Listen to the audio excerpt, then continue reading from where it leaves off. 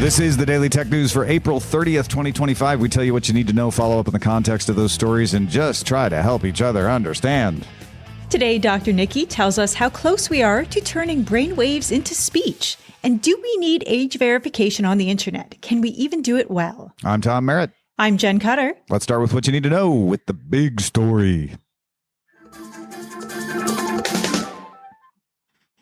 Verifying a user's age is heating up as a battleground. More organizations and countries have decided we need to protect the children from all kinds of things. Up until now, most of the attention has been on laws to age-gate porn sites, but there's also social media and dating sites and all kinds of other things that people say, you know what, we need to make sure you're whatever age before you get to use it.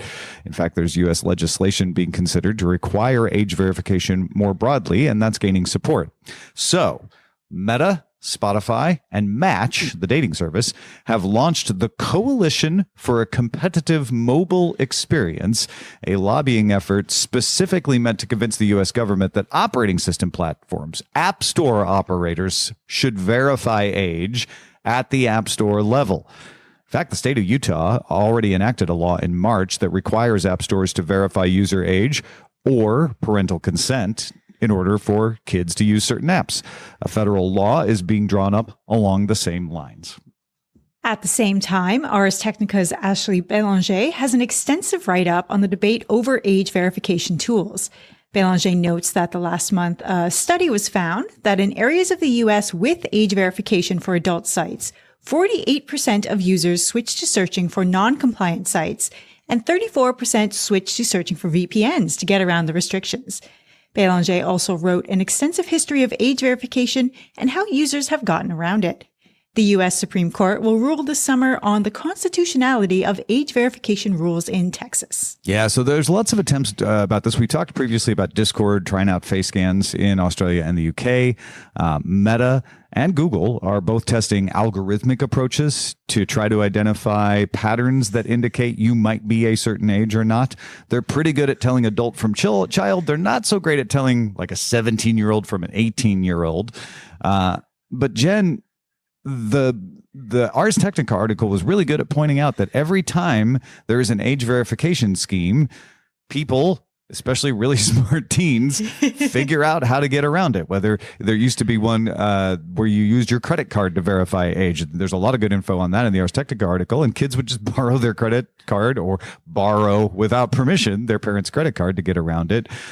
Even these algorithmic things, you know, they're not perfectly accurate, and there's probably ways kids can figure out how to get around those too. It is tricky. In my own friend's Discord, we were really happy when the tests were not in Canada because we had decided like, all right, well, when that hits us, we're going back to IRC because we're not dealing with this.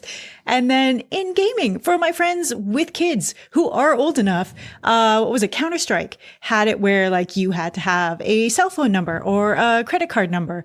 And, you know, a lot of these 18, 19-year-olds don't necessarily have that these days, because some of them just actually choose to be offline, and I respect it. So their dad had to go figure out, like, okay, how am I going to get all these numbers? How am I going to use this same credit card for multiple accounts without doing it as a family account, which then locks out the other people?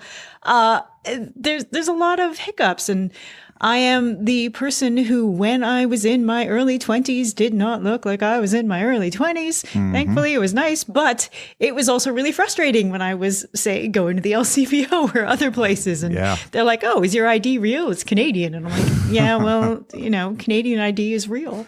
Yeah, those are real. And yes, I am of age to buy this beer. Thank you very much. It's like, I can rent a car. Gosh darn it.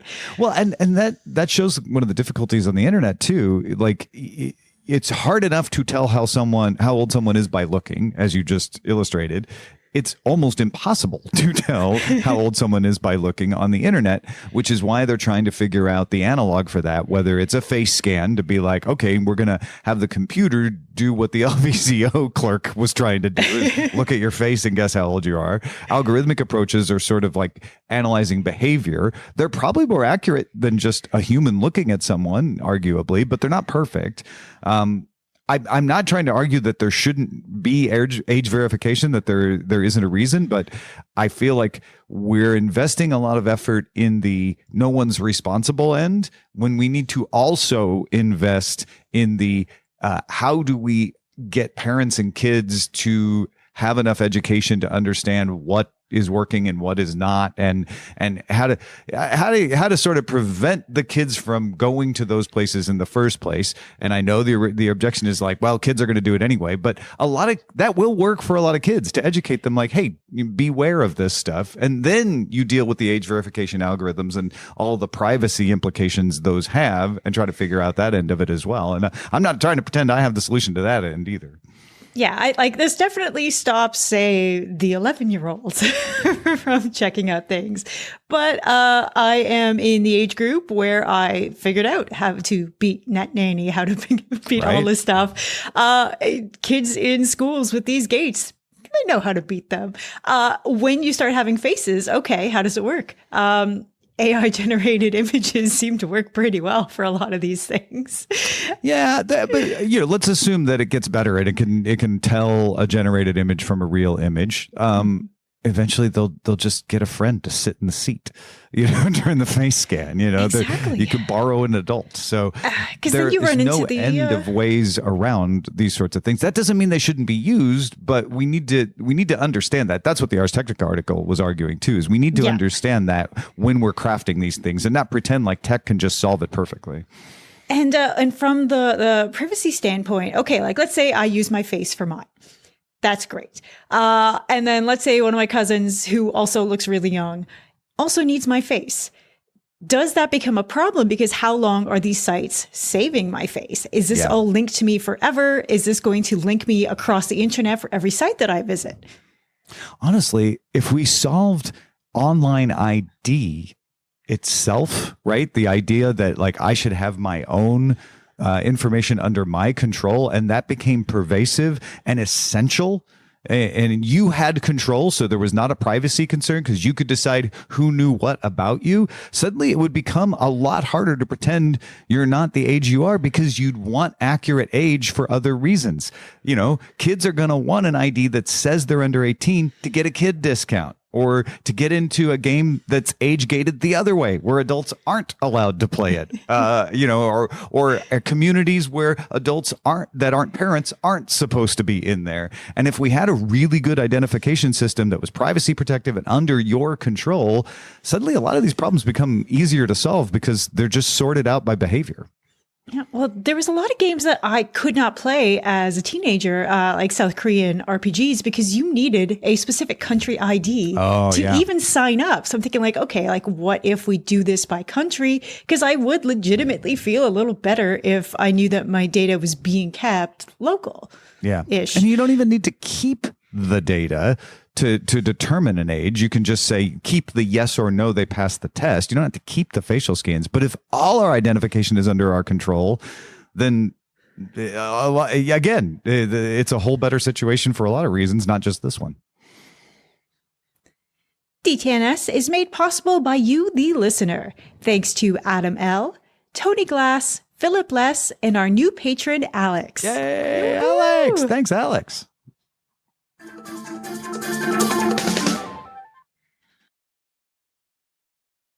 There's more we need to know today. Let's get to the briefs. Here's a roundup of some AI service news. Alphabet CEO Satya Nadella told the court Wednesday that he believes Gemini will be added as an option on iOS later this year alongside ChatGPT. OpenAI has rolled back changes to GPT-4o that, in CEO Sam Altman's word, had made the chatbot too sycophanty. Basically, it was agreeing with people on whatever they said. That's a perfectly valid way of saying that, Jen. Good job. Don't regret any of your decisions.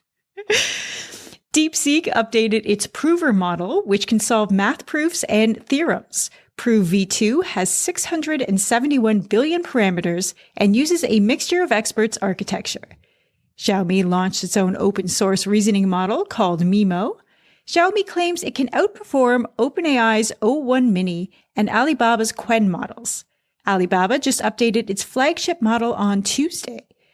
And Wikipedia said it will not use AI to replace moderators, but will use AI to help them automate tasks, find information, and onboard new volunteers. Man, the Wikipedia Foundation does a good job on this stuff. It was a very clear post that avoided a lot of the usual misunderstandings of things. I go read that post. We'll have a link in the show notes. It's a good way of saying, hey, we don't want to replace humans. We want to make this job easier for humans because it's a hard job. And actually, if we make it easier, more humans might want to volunteer to moderate Wikipedia, which would be a good thing for everybody. Yeah, I hope it's a good framework that I hope other companies pull from, because it does make humans feel a little better. Yeah, exactly. Here's a roundup of some of the top news that came out at the kickoff to Meta's LlamaCon conference. That's the one about their AI tools. Microsoft Satya Nadella showed up and joined Meta CEO Mark Zuckerberg on stage. During their conversation, Zuck asked him how much of the code inside Microsoft was generated. And Nadella said he estimated 20 to 30% of code inside Microsoft repositories was written by software. Nadella said generated code was a mixed bag, though. He said they've made more progress in Python, less in C++, and then asked Zuckerberg the same question. And Zuckerberg was like, I don't know how much code in Meta was generated. We do know last week in its earnings call, Google said that more than 30% of its company code was generated. Meta also announced private processing for WhatsApp that can summarize unread messages while keeping the messages private. Sounds like some kind of differential privacy is being used, so it's possible. I didn't see the details of how they're doing it. Meta will let independent security researchers audit this program and will offer bug bounties as well, so that's really good news. No word on when it would actually launch, though. And finally, Meta also changed the privacy policy on its Ray-Ban Meta smart glasses. Meta AI with camera will now always analyze what your camera can see unless you turn off the virtual assistant altogether. It doesn't mean it'll store it, but it'll be constantly taking a look so that it can answer your questions faster. And you can no longer choose not to have your voice recording stored in the cloud. They will be stored up to a year in most cases. That one feels like a bit of a bummer. I would want control over my extremely expensive device. Yeah, Amazon did this too. And I'm curious why both these companies felt they could get away with this. It feels like they know people are distracted by so many other things that they won't get as much of a backlash over doing this. And obviously it makes it easier for them to train up their models. Yeah, because people who bought it already no longer have the choice to not use it without ruining their investment. Yeah. EA announced targeted team adjustments on Tuesday, which Bloomberg estimates means about 300 to 400 eliminated jobs, some of which were at Respawn. It also reportedly canceled an unannounced Titanfall game codenamed R7. EA's Respawn only said it canceled 2 early-stage incubation projects. Respawn says it will focus on Apex Legends and Star Wars Jedi franchises. AppFigures estimates that the Android app marketplace now hosts 1.8 million apps worldwide. That's down from 3.4 million at the start of 2024, a 47% drop. If you're thinking like, well, maybe people just don't make as much apps anymore. During the same period, Apple's App Store went from 1.6 million to 1.64 million. So it's not a general decline in apps. It appears to be related to Google raising the minimum quality requirements for apps, which they did in July. They used to just say the app has to run basically without crashing. The new rules banned apps with limited functionality and content. So if somebody just uploaded a PDF as an app, which has actually happened, that will no longer be allowed in the App Store. Google also says it has improved its threat detection. That has helped cut down on apps. And this February, the EU began requiring names and addresses in app listings. So that might have had an effect as well, because people didn't want to have to tell you who they were. AppFigures does note that new releases on the App Store are up 7.1% as of April. I do like how app stores are getting a little more involved, and also before the governments necessarily make them get involved. Like Nintendo had to clean up their store after it was revealed just how much AI slop was on there. And like a lot of, it was a big problem with Android apps where people were, domain jacking and directing people to malicious apps. Yeah. So the more cleanup there, the better. Yeah, and especially because it's going to make their search work better if you don't have to wade through a bunch of PDFs that are masquerading as apps, right? It's just better for everybody. Nintendo updated its Switch software in preparation for the Switch 2 coming June 5th. Existing Switch owners can take advantage of some features right away, like the virtual game cards function that lets you lend digital games to anyone else on the same Nintendo family account that can connect to your Switch locally. GameShare lets others play a multiplayer game you own over local wireless. And you can now use the System Transfer to Nintendo Switch 2 to get your data already in the cloud to download to the new Switch when and if you get it. Now, uploading your data resets your Switch to factory settings, so please do not do this until you are ready. Yeah, I think you can restore it too, but kind of a pain. So wait until you're done with the Switch before you do that. But the virtual game cards function is really cool. It replicates sharing a game because you have to be in the same room with somebody the way you would if you handed them a game card. But the 3DS used to do this too. Like, hey, do you all want to play this multiplayer game? Just definitely be very close in the same room. Here's an example of why you need to keep your devices updated and patched. Researchers at Oligo Securities found 23 vulnerabilities in Apple's AirPlay protocol and AirPlay SDK. They reported the vulnerabilities to Apple, so this is a good news story. I always try to emphasize when somebody finds 23 vulnerabilities, it's tempting to be like, oh no. It's like, yeah, there's always vulnerabilities. The question is, did you find them? Good news. They found them. They reported them to Apple. Apple patched them on March 31st. The vulnerabilities can be exploited by attackers if they are on the same network as you. So this is something they have to be pretty close. However, you don't want that to happen. So you need to patch because some of the vulnerabilities included no click, meaning you wouldn't get the AirPlay confirmation dialog box that is meant to let you know someone is connecting via AirPlay, and you might not know you've been compromised. I finally got my new phone, and then as I left the store, I had my old phone and my new phone in the pocket, and then my notifications were going crazy. So like, you're now connected, you can do this. And I'm like, I had no idea that was a thing, and immediately disabled all my AirPlay. Yeah, that's the other way to mitigate against this, right? Is you can restrict AirPlay so that it just doesn't connect to anything, and that works too. Waymo announced a partnership with Toyota to explore bringing self-driving tech to personally owned vehicles. It could also mean Waymo might start using Toyota vehicles in the Waymo ride-hailing fleet. Yeah, so if you heard the story earlier that Waymo might start exploring personally owned vehicles, well, this is the next shoe dropping. I don't know how many feet this story has, but this is the next one that like, oh, Toyota, they're talking about it with Toyota. So we're years down the road from this being something you could buy, but they're looking at how to be able to do it. Online graphic design platform FreePic, that's pick with a K, P-I-K, launched an image generation model on Tuesday that it says was trained on commercially licensed safe for work images. So if you're worried about the provenance of training data, this is good for you. F-Lite has a standard version that they say is pretty predictable and a texture version that's better at texture and creative compositions, but they say it is a little more error prone. F-Lite is available for free. If you have a GPU with 24 gigabytes of VRAM to run it on, you can run it yourself. It's available under a Creative ML Open Rail M license. You can read that on their GitHub. FreePic joins Adobe, Bria, Getty Images, Moon Valley, Shutterstock, and a few others in offering image generation based on licensed data. So this is becoming more common. Finally, in news related to how much tech you'll see on shelves in the U.S., the executive director of the Port of Los Angeles says the port expects imports to drop next week to 2/3 of its normal level at this time of year.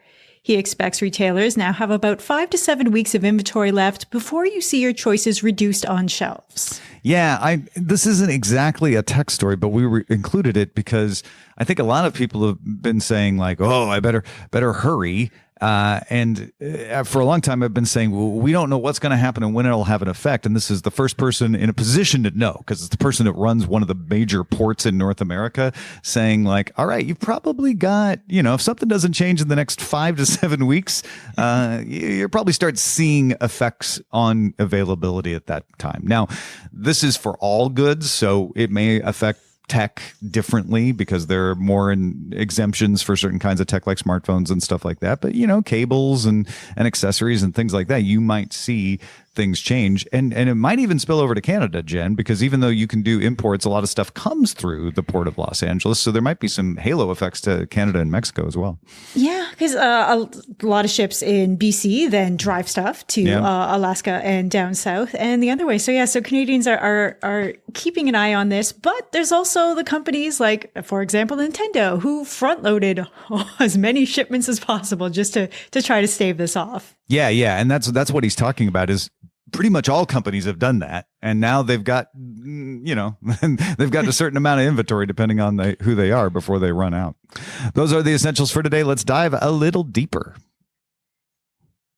The ability to turn your brainwaves into speech is getting closer and closer. How close? Tom talked to Dr. Niki to find out. There are lots of buzzy products and lots of less buzzy products with very good applications that couple together generative models and voice synthesis to create the ability for people who can't speak to speak. Multiple universities and companies are working together to make brain to synthetic voice speech as fluent as any other chat between two people. So we thought we got to get Dr. Niki on to talk to us about this. Dr. Niki, thank you for joining us. Beep boop, beep boop. Yes, it's me. Yours is on the fritz, I see. But how does this work? How? Let's give the basics to people who haven't heard about this before. How does this translate brainwaves to speech? Sure. I'll say it in more of a generalized way. So first, you can measure electrical activity from your brain. That's how an EEG cap works, if you've ever seen those in a medical show or something. Yeah, you put the little things on the head and then... Yeah, electrodes, and then your neurons make electricity, basically, and that can pick it up. And then you can process this into neural activity. This we can do very easily already since the 80s. Then comes in the AI stuff. So after that, neural networks and machine learning will work together to convert these activity signals into sounds based on training data sets. And the really interesting part here, and I think the innovation, is that they can do this every 80 milliseconds. And after that, large language models will generate the top 100 most probable word sequences that are coming from this electrical activity. And it'll send the most likely output to the person's audio device, resulting in a word, hopefully. And this is called speech neuroprothesis. This makes so much sense. So there's a model that is trained to figure out what sound would come out if this brainwave happened in most situations. And then there's a large language model going, well, those sounds together sounds like they're trying to say the word cow or whatever it is. Yeah, because we can do this without AI. It's just really slow. Yeah. So the models here speed things up. And we are doing this. Like this is working for some people, right? Yeah, so we are successfully doing this in humans. In fact, last month, a paper was published in Nature Neuroscience on specifically this.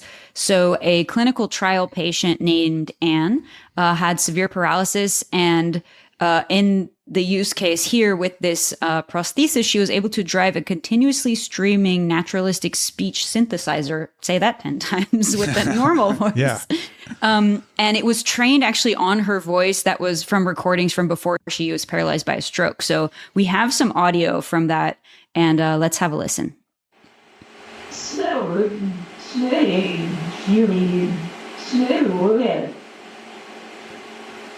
Okay, so that's a little more halting than I would have thought, but you can understand it.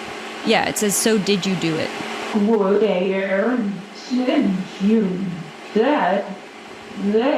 Where did you get this? Okay, so it's clearly not being faked, and I feel like there's another step that could be done to like clean it up even more, but that's impressive. Yeah, and the researchers who did this work said that we're, instead of being decades away of cleaning that up, we're maybe a few years away, which is really promising.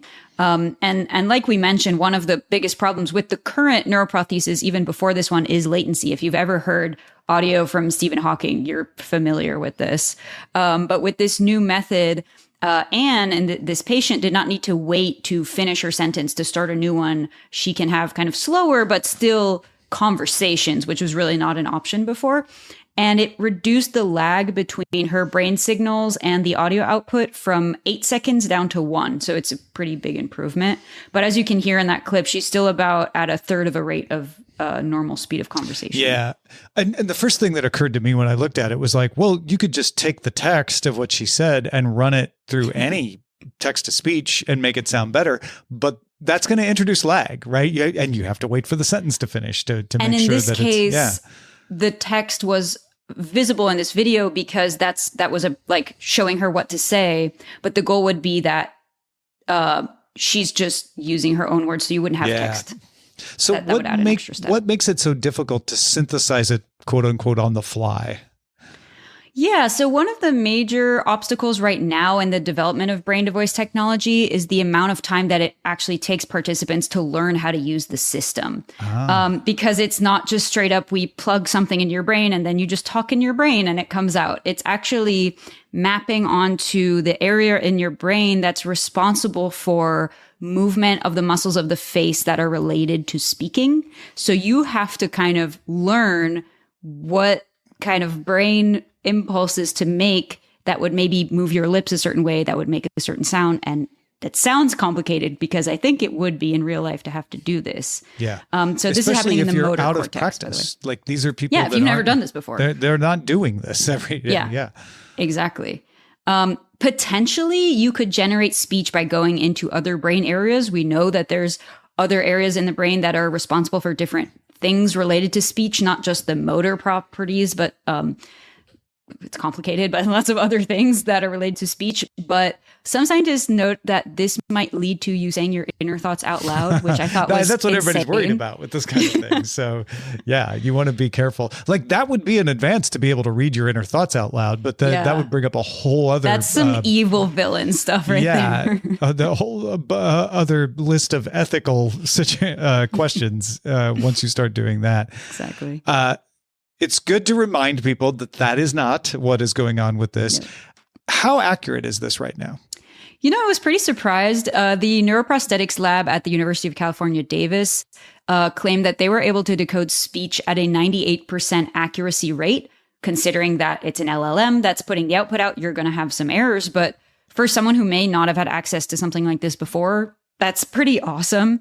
However, these prostheses, I need one.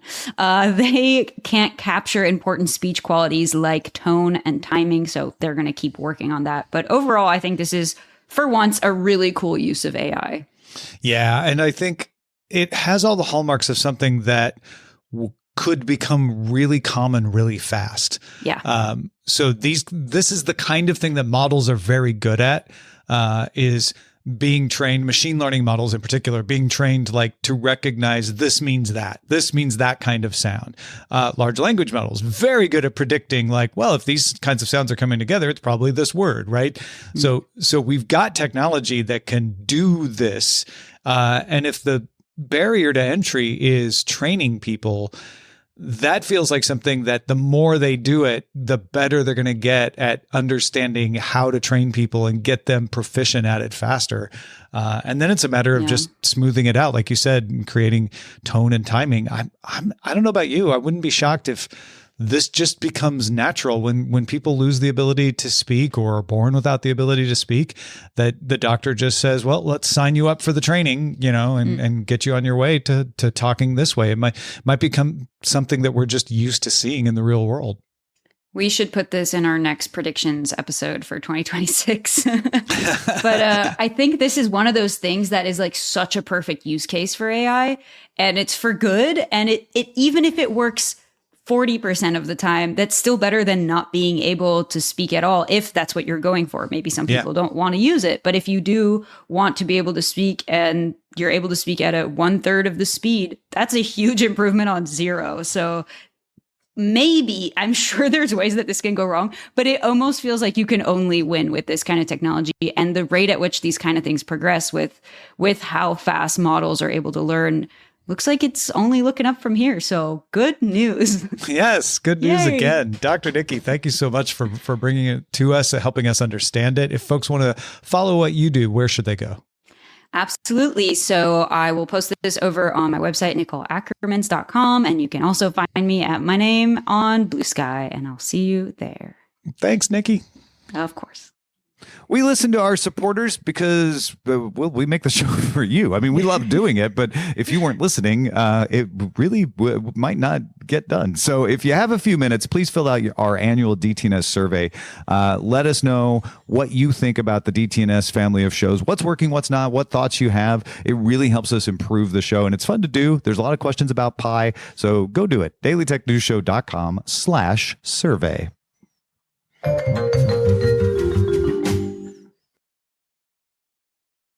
We end every episode of DTNS with some shared wisdom. Today, David is helping us understand. Yeah, so in the episode yesterday, we chatted with Bodhi about some coming EVs, and David said, I always enjoy listening to him when he's on the show. I especially enjoyed this conversation because one of the cars he talked about was the MG4, and I just bought one. I think maybe he was confusing the MG5S, which is an SUV, with the hatchback, which is the SE, but other than that, he was spot on. People, and that includes me, love these cars. I watched a lot of reviews before buying my car and noticed a split. Professional reviewers who routinely drive cars like Rolls-Royces and Jaguars highlighted the car's shortfalls. 0 to 60 is slower than, say, a Tesla Plaid, whereas normies loved everything about the MG4. Well, almost everything. The way it tries to comply with the EU's driver assist laws makes it nag the driver a bit too often. Thank you for your coverage of the EV sector. A few years ago, DTNS hosted an EV roundtable with speakers like Allison Sheridan, and that was a large reason why I decided to make the switch. Kind regards, David. Very nice. Yeah, no, I love hearing from people who actually have and actually use this tech on a daily basis, because it's a huge investment. So they're getting good information when they feel confident to drop that kind of investment. Yeah, and trust me, if someone doesn't like their car, I have found they're generally tell you about it. So it's good to hear that David likes the MG4. What are you thinking about? Got some insight into a story? We, again, really love hearing with you, so please share it with us. Feedback@dailytechnewsshow.com. Big thanks to Dr. Niki and to David for contributing to today's show. Thank you for being along for Daily Tech News Show. It is made possible by our patrons at patreon.com/DTNS. Don't forget, you can get it ad-free, either through Patreon or through our Substack. Head to dailytechnewsshow.com/subscribe for that. Talk to you tomorrow.